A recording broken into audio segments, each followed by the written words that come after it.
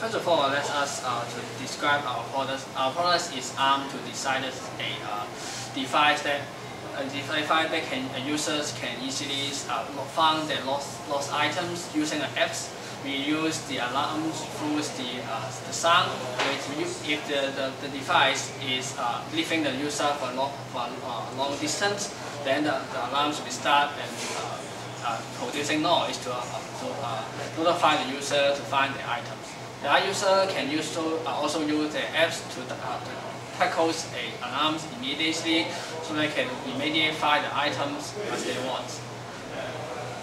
Then for the next question, I think the most important features in our product should be that the user can at any time they can easily find the items through the alarms producing noise, so that when the users lost the item or they want to find the items immediately, they can use the app to trigger the alarms or the items leaving the user for a long distance, so they can easily to find. That helps these forgetful users to easily find the items to avoid them before they actually lose the item. Also, in this app, to provide a feature they can set up PINs to the device that can prevent the unauthorized users to connect to the device and modify its settings. For the host in our projects, I think the biggest problems we face is actually in the hardware design part. We finished our software development stage in the earlier stage, but in the hardware part, we spend a lot of time in designing the PCBs, and especially when we try to manufacturing our board, we quickly found some of the components we want to use is actually unavailable in our manufacturers. So that we have to find the alternative, matching the similar sockets and matching the similar pinouts. That also raises a lot of time. And when the board is completed, we find that there are some hardware issues that make it very difficult to solve. And for example, we forget to add the flashing circuits before in the design stage. So that if we want to flash the MCUs, we have to actually unsolder the MCUs and manually flash the device. That also wastes a lot of time. But in the demonstrations, we find that our LDO is actually using wrong, so that the products cannot function normally.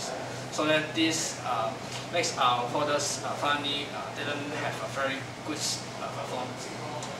Yeah, in this competition, we have learned a lot. For example, we have learned how to have a better time management. Throughout the competition, our team struggled in various obstacles. For example, 2 of our members got COVID, and the logistic from the manufacturer had delayed, and this cost us a lot of time that our group didn't have enough time for debugging the hardware design.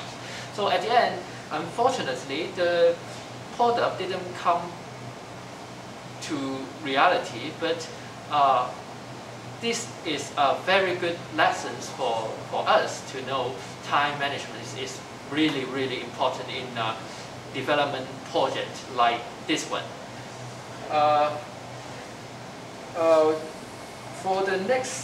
For the future competitors, we really encourage future competitors to join in these competitions, because it is a very good chance for us to use the knowledge we learn from schools, learn from our professors.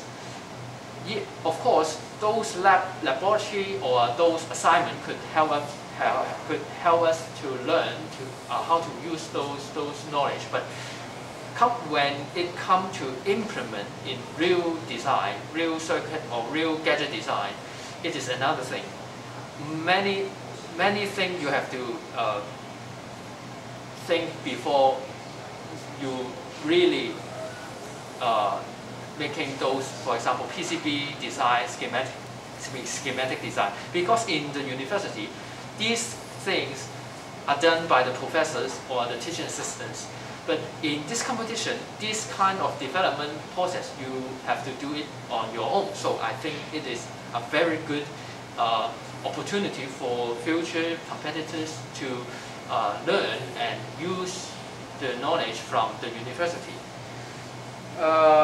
What is my advice to the future competitors is that time management is really important. Time really matters. Unfortunately, our group struggles struggle to have a good time management. So we didn't have enough time for debugging our circuit, debugging our hardware design. So my advice to the future competitor is that time really matters. Time management is essential for a project, especially this competition with a not very long time, only a winter break for you to development. For the tools and capabilities provided by the Design Spark, I think it is a great tool for the beginners. It's a great tool that we can combine our PCB designs and our hardware designs together. As Design Spark provide both the PCB and the hardware designs, so we don't need to change a lot in our behavior in designing these two components. And also they can export our PCB 3D model to our Design Spark mechanical software so that we can continue our designs in our hardware development, so we don't need to have much dimensional measures on our hardware products. When comparing the tools with the softwares that I have used before, like KitKat, like Blenders, they are good tools to use. But when compared to Design Spark, they provide features that they can't provide is that we can just export our 3D model of the PCB to our 3D models. So we don't need to measure our screw holes. We don't need to care about the dimensions, the scales of our PCBs. So we just continue our developments. And I think it's a very great feature to be used.